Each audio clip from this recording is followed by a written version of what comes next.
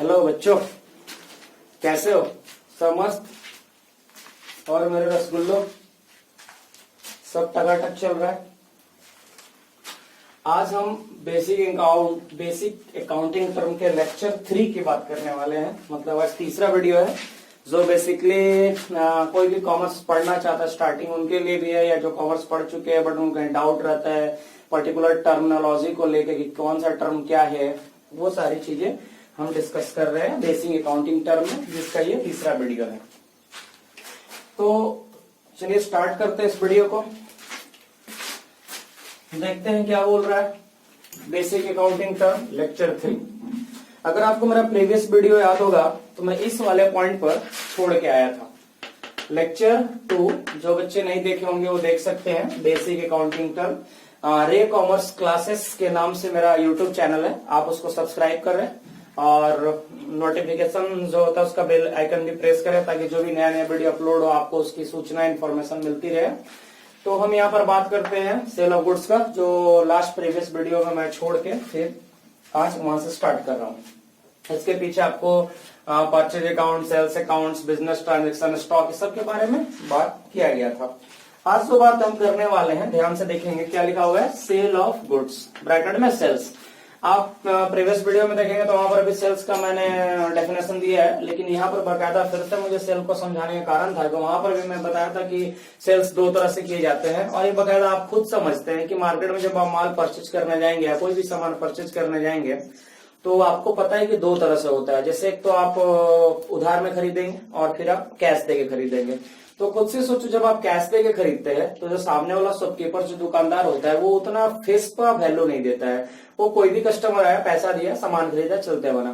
लेकिन जब कोई बंदा उधार में खरीदता है तब उसकी वैल्यू बढ़ जाती है एक दुकानदार की नजरों में, क्योंकि उसकी रिकॉर्डिंग रखनी पड़ती है, उसका एविडेंस रखना पड़ता है। कल के डेट में वो पैसा पे ऑफ करने आएगा तो भाई दोनों के बीच कोई मतभेद ना हो, तो वो कुछ चीजें डॉक्यूमेंट बना के रखते हैं, या अपनी भाषा में बोलो तो हिसाब किताब रखते हैं, डायरी रखते होंगे, उसमें लिख देते होंगे कि मैंने मिस्टर एक्स को इतना तारीख को इतने रुपए का माल बेचा वगैरह वगैरह। ये उसी से संबंधित है। चलिए स्टार्ट करते हैं। सेल ऑफ गुड्स या उसको बोले सेल्स। हम भाई माल बेचेंगे, वहां पर मैं आपको बताया था जब सेल और परचेज बताया था कि कब सेल ऑफ गुड्स बोलना है, कब सेल ऑफ मशीन बोलना है। जब आप ऑर्डिनरी कोर्स ऑफ बिजनेस में जब बिजनेस ट्रांजेक्शन करते हैं और जिस पर्टिकुलर फिजिकल आइटम का आप लेन देन करते हैं टू बी कंटिन्यू पूरी लाइफ बिजनेस का, उसे गुड्स बोलते हैं। तो जब उसकी परचेज सेल करते हैं तो sale of goods, sale of purchase बोला जाता है।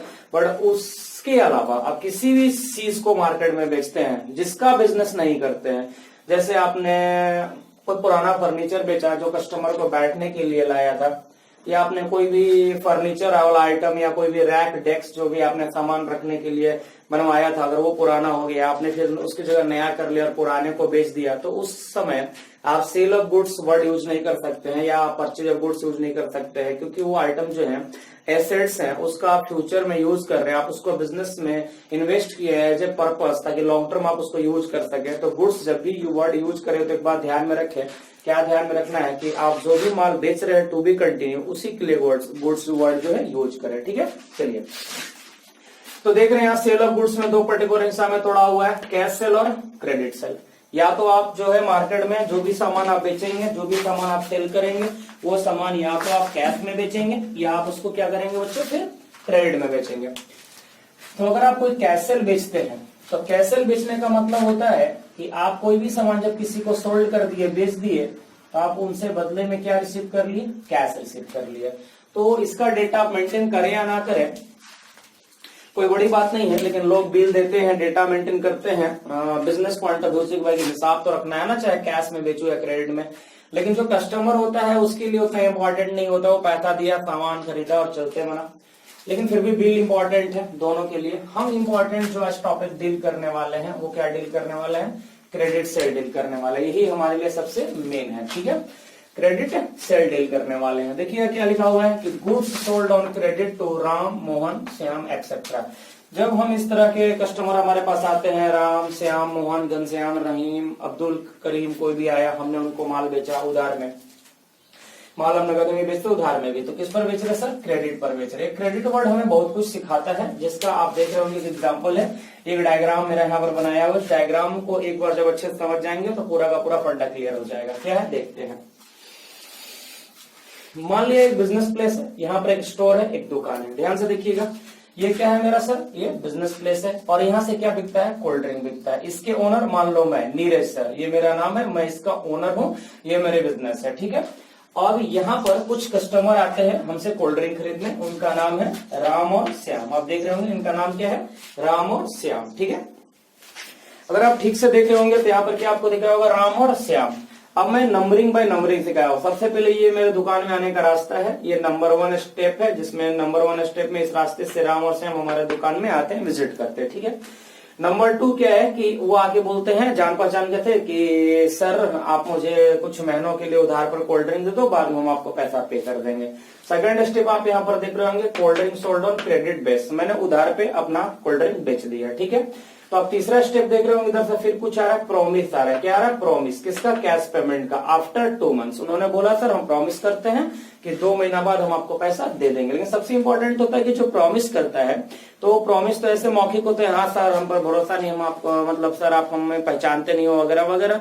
भाई बिजनेस जो होता है वो एविडेंसेस लिखित मांगता है, रिटेन में मांगता है, वो मौखिक बात नहीं करता है। अगर आप मौखिक बात करते हो तो भी चलेगा, रिटर्न में तो भी चलेगा, ये 2 अलग अलग पहलू है, समझिएगा।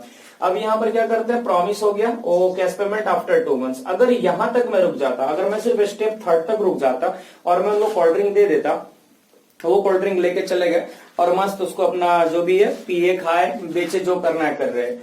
लेकिन अब होता क्या है, बात समझिएगा, इसमें जो अब स्टेप 4 देख रहे होंगे, स्टेप 4 होने का मेन रीजन क्या आप समझिएगा। मान लीजिए कि स्टेप 3 तक मैं छोड़ दिया, वो जो राम श्याम थे वो मेरे जान पहचान वाले, वो है कोल्ड ड्रिंक ले गए, फिर मैं 2 महीना बाद पैसा लेने गया, मान लीजिए।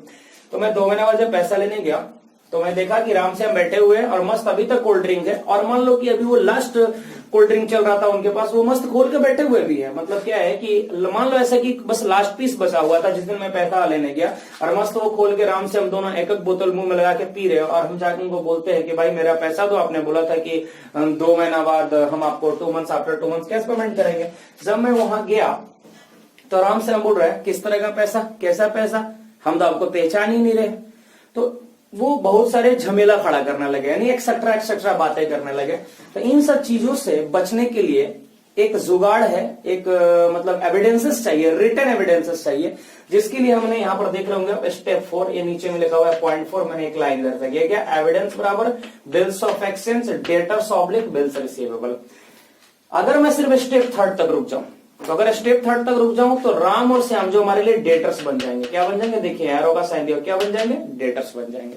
लेकिन होता ऐसा है कि जब मैं जैसा लगा कि फ्यूचर में कल के डेट में पैसा को लेके प्रॉब्लम हो सकता है, पैसा रिकवरी या पैसा जो भी पेमेंट है उसको लेके हमारे और राम और श्याम के बीच कुछ झगड़े या कुछ विवाद हो सकते हैं, तो उसके लिए मैं पहले ही बोला था, मतलब स्टेप 3 से नेक्स्ट स्टेप 4 में गया, फिर मैंने राम श्याम को बोला उस दिन जिस दिन कोल्ड ड्रिंक बेचा था, तो बेटा ऐसा है कि आफ्टर 2 मंथ्स तो तुम हमें पेमेंट कर दोगे, कोई बात नहीं है, लेकिन तुम हमें क्या है एक बिल लिख के दे दो, एक रिटन एविडेंस दे दो, ताकि हमें फ्यूचर में कोई परेशानी ना हो। इसीलिए यहाँ पर एक एविडेंसेस मांगा, किससे, बिल्स ऑफ एक्सचेंज है।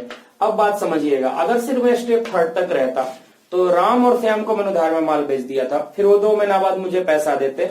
अगर मैं स्टेप 3 तक ही काम करता, इसको डेटर्स बोलते हैं, यानी जब हम किसी भी अपने कस्टमर को क्रेडिट बेस पर सेल करते हैं तो हमारे लिए क्या बन जाते हैं, डेटर्स बनते हैं। डेटर्स हिंदी में अगर अपनी भाषा में हम बात करें, अगर डेटर्स का अगर हम हिंदी लैंग्वेज सीखना चाहे तो डेटर्स को बोला जाता है देनदार। क्या बोलते हैं, देनदार। देन माने देने वाला। तो भाई खुद से सोचो, मैंने किसको माल बेचा था, राम और श्याम को, तो पैसा कौन हमें देगा, राम और श्याम। ऐसा थोड़ी होता है कि कोल्ड ड्रिंक भी मैं ही दूंगा, पैसा भी मैं ही दूंगा, ऐसा तो होता नहीं। तो क्या है बच्चों कि पैसा हमें किससे लेना है, राम और श्याम से लेना है, तो हमारे लिए क्या बन गया, देनदार। तो ये तो स्टेप 3 तक का बात हुआ। लेकिन अगर हम चाहते हैं कि फ्यूचर में कोई परेशानी ना हो, कोई प्रॉब्लम ना हो, तो मुझसे क्या लगता है, एक लिखित रिटन एविडेंस मांगते हैं, रिटन डॉक्यूमेंट मांगते हैं, एक लिखित कागज का प्रपत्र मांगते हैं, जिस पर वो लिख के देता है कि मैं राम और श्याम वादा करता हूं कि 2 महीनों के बाद मैं नीरज सर का पैसा पेमेंट कर दूंगा। ऐसा वो लिख के डॉक्यूमेंट देते हैं, जो डॉक्यूमेंट क्या बनता है, बिल्स ऑफ एक्सचेंज, और जिसका नाम क्या होता है, बिल्स रिसीवेबल। तो अगर स्टेप 3 तक मैं बात करूं तो राम श्याम हमारे लिए डेटर्स होते हैं। अगर मैं स्टेप 4 में एक रिटर्न डॉक्यूमेंट मांग लो और वो रिटर्न डॉक्यूमेंट हमें मिल गया राम और श्याम से, तो क्या बन जाता है, बिल्स रिसीवेबल। तो यहाँ पर 2 चीजें हमें देखने को मिला, एक डेटर्स और एक बिल्स रिसीवेबल, जिसका यहाँ पर मैंने क्या दिया है, डेफिनेशन। आप देख रहे होंगे यहाँ क्या लिखा हुआ है, डेटर्स, यहाँ क्या लिखा हुआ है, बिल्स रिसीवेबल। तो समझते हैं क्या दिया हुआ है यहाँ पर ध्यान से। यहाँ लिखा है डेटर्स के लिए कि डेटर्स इज ए पर्सन। अच्छा, राम और श्याम क्या है? पर्सन ही है ना बच्चों। यहाँ पर राम और श्याम क्या है? पर्सन है। कोई घोड़े हाथी नहीं है, पर्सन है, कोई एनिमल नहीं है, इंसान है। तो डेटर्स में क्या है कि debtors is a person to whom firm has sold goods और services on credit in ordinary course of business. यानी एक ऐसा बंदा जिसको हम अपनी कोई सर्विसेज या गुड्स, अच्छा सर्विसेज मतलब सेवा, जैसे कहने का मतलब डॉक्टर के यहाँ गए, आप वकील के यहाँ गए, आप चार्टर्ड अकाउंटेंट के यहाँ गए, किसी आर्किटेक्चर इंजीनियर के यहाँ गए या सिविल इंजीनियर के यहाँ आप नक्शा वगैरह बनवाया, डॉक्टर साहब ने कोई मेडिकल फैसिलिटी लिया, तो वो भी जान पहचान गया, तो आपको कभी पैसा नहीं है तो बोलते हैं ठीक है आज इलाज करा लो, पैसा कुछ दिन बाद दे देना। तो सर्विसेज जहां पर सेवा, गुड्स जहां प्रोडक्ट खरीदते हैं।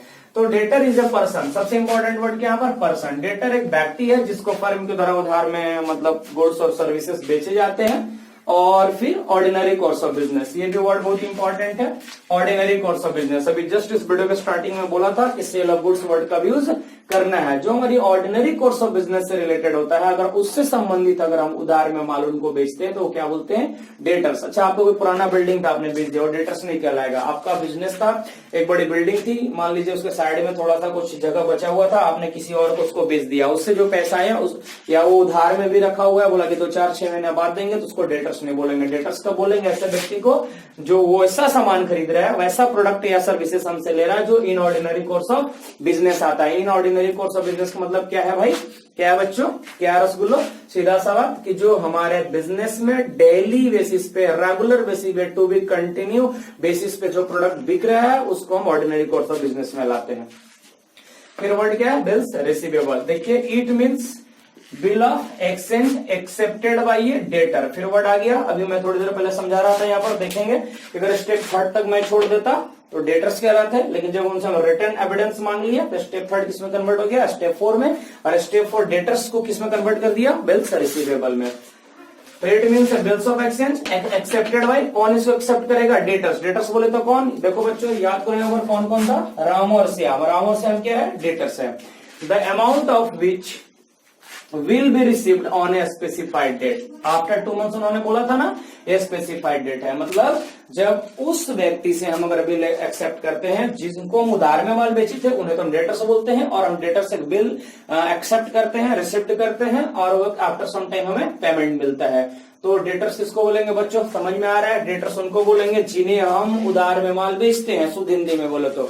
और बिल्स रिसीवेबल किसको बोलते हैं? एक ऐसा रिटन डॉक्यूमेंट या कागज का एक ऐसा टुकड़ा जो हमें उन्हीं डेटर्स से मिलता है एज ए प्रूफ कि भाई हाँ, हम 2 महीनों बाद आपका पैसा आके पक्का देंगे, आपको डरने की जरूरत नहीं है। अच्छा, एक नया नोट यहाँ पर लिखा हुआ है, जिसे आप जैसे जैसे अकाउंट्स में आगे बढ़ेंगे तो आपको नया नया टर्म मिलेगा। तो जब डेटर्स और बिल्स रिसीवेबल को कंबाइंड करके लिखा जाता है तो उसको क्या बोलते हैं? Trade receivable. कभी कभी वर्ड आपके अकाउंट्स में मिल जाएंगे ट्रेड रिसीवेबल, तो आप कंफ्यूज हो जाएंगे। तो डेटर्स और बिल्स रिसीवेबल को जब कंबाइंड कर दिया जाता है तो वो क्या बन जाते हैं? ट्रेड रिसीवेबल बन जाते हैं। ठीक है बच्चों, तो यहां तक क्लियर है कि डेटर्स किसको बोलते हैं, बिल्स रिसीवेबल किसको बोलते हैं। डायग्राम आपको समझ में आएगा, ये पूरे स्टेप बाय स्टेप दिया हुआ है। स्टेप 1 में दुकान में आते हैं, 2 में माल खरीद के ले जाते हैं, 3rd में प्रॉमिस करते हैं, लेकिन 4th में हम उनसे रिटर्न डॉक्यूमेंट मांगते हैं। अब हम बात करते हैं यहाँ पर किसका? ध्यान से देखिएगा, हम बात करते हैं अब इसी तरह जिस तरह सेल हुआ बच्चों, उसी तरह हमें किसके बारे में जानना है? परचेजेस के बारे में जानना है, क्योंकि सेल और परचेजेस एक दूसरे के कोरेस्पॉन्डेंट है। सीधी सी बात है, जब आपके पास कोई कस्टमर आएगा तो आप उसको माल बेचना चाहेंगे, तो माल बेचने से पहले क्या करना पड़ेगा?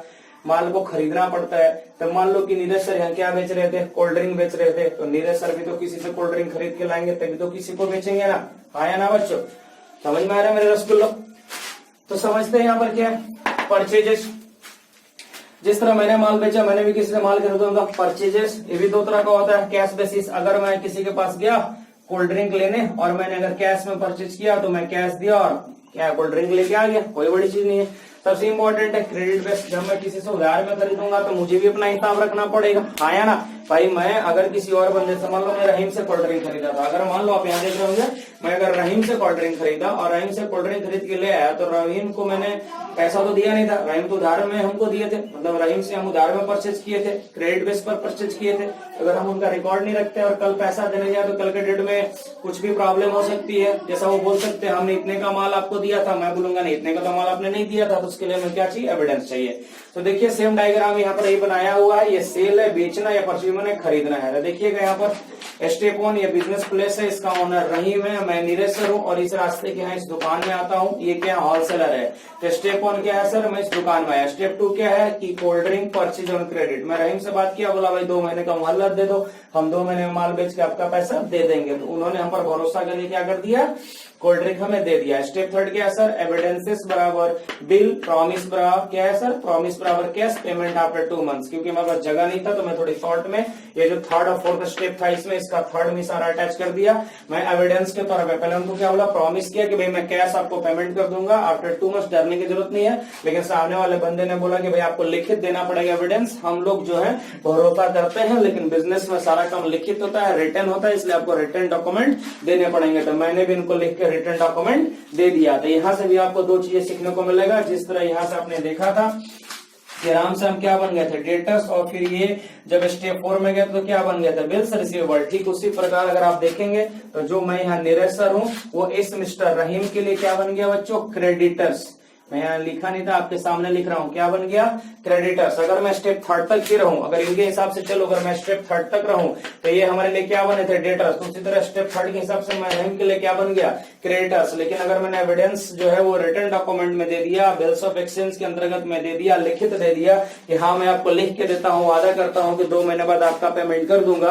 तो ऐसे कंडीशन में बच्चों एक नया टर्म फिर यहाँ पर सीखने को मिलेगा, उसको बोलते हैं बिल्स पेबल। यहाँ पर एक नया वर्ड आपको सीखने को मिलेगा, क्या बोलते हैं, बिल्स पेबल।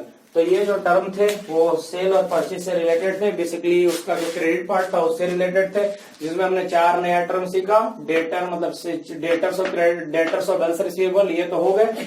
अब परचेज से रिलेटेड है, परचेज से रिलेटेड है जिसमें 2 नया वर्ड अभी और सीखेंगे, क्रेडिटर्स और बिल्स पेबल, जो लेक्चर नंबर 4 वीडियो में आएगा। तो ये लेक्चर नंबर 3 था बच्चों, जिसमें आपने सेल के बारे में, खासकर क्रेडिट सेल के बारे में, और उसके जो 2 मेन टर्म थे डेटर्स और बिल्स रिसीवेबल के बारे में समझा। दोनों की कॉम्बिनेशन को ट्रेड रिसीवेबल बोलते हैं।